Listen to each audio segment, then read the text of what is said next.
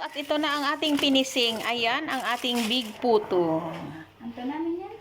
Super yummy yummy ang big puto. At ito na talaga ang bonggang-bonggang puto mga kaputak. Kaya yan, subukan yung gawin ang akin ginawa. Makakatipid ka ng lutuan.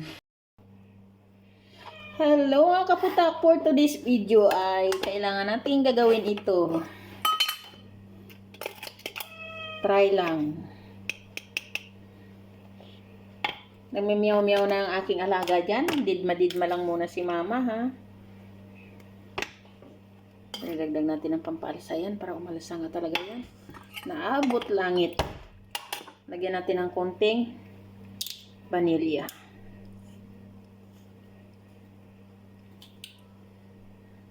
Ganyan. Ganyan lang kakunti. Siyempre, lagyan natin ng asukal. Ganyan lang din ang ating asukal. Siyempre, para balance, lagyan natin ng konting asin. Siyempre, ilagay natin dyan ang itlog. Ayan.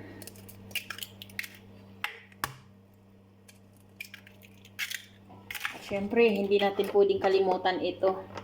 Adjust lang din. Ayan. Lagay natin dyan ang mantika.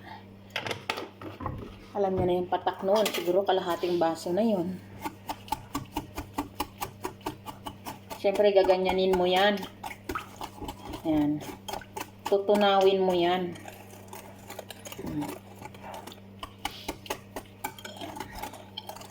Hindi na kailangan magamit ng grinder dyan. O, ganyan na yun.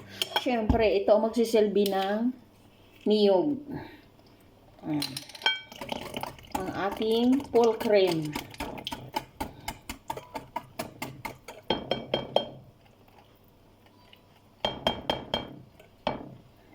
Lagyan na natin. Kailangan tapon muna natin ang ating kanin. Oops.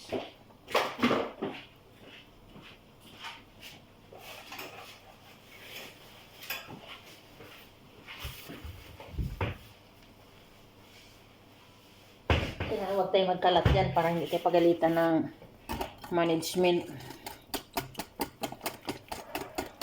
Siyempre, haluin mo lang ng haluin yan. Hanggang sa matunaw. Saka, pwede ka nang mag-add ng harina. White flour. Dahan-dahan. Siyempre, naka-adjust yan. Kailangan ka lang kumuha ng 1/2 glass na flour. Yan na yan. Siyempre, kontrolado natin ang harina. Para tama lang ang kanyang timpla. Hindi siya kulang ng panimpla. Kailangan kontrolado ang harina. At syempre, abangan na lang natin kung ano ang resulta. Kaya dyan muna kayo.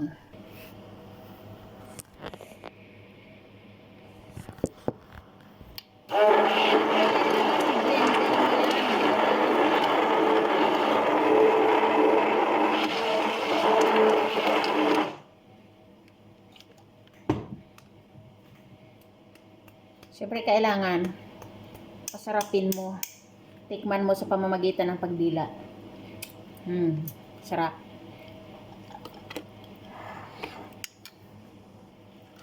Siyempre, dito na lang natin yan ibubuhos. Yan.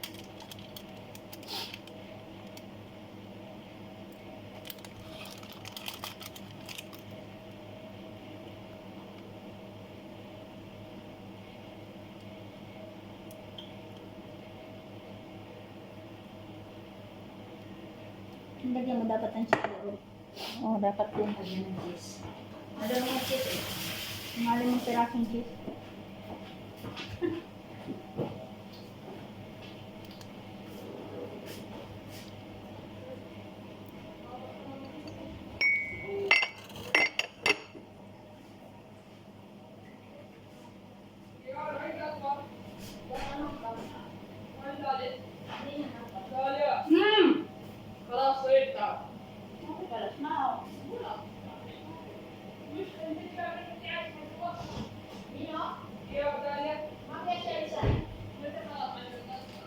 Andre, mungkin sa itnas.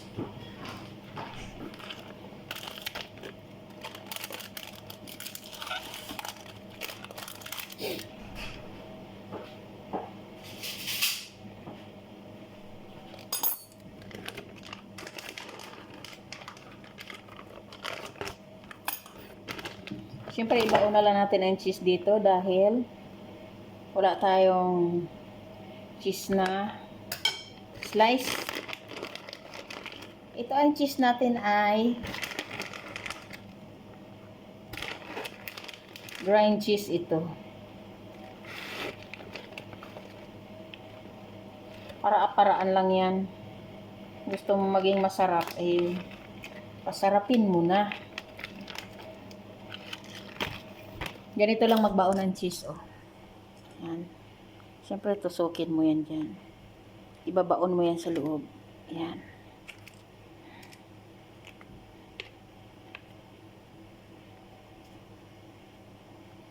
Siyempre, dahil nandun na ang cheese sa loob, gaganyanin mo yan. Diba?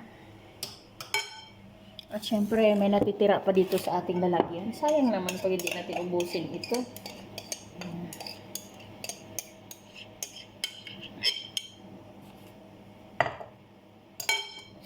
At syempre,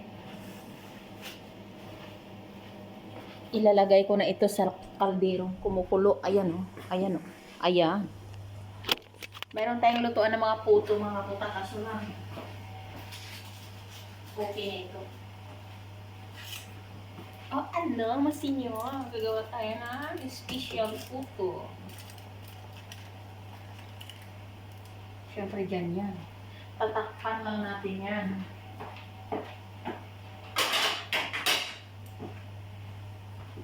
Tatakpan natin, oh. Iyan.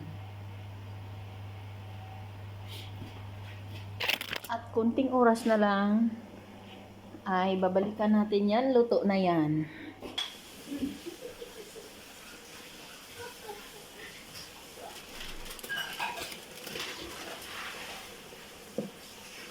Oh, hilaw pa.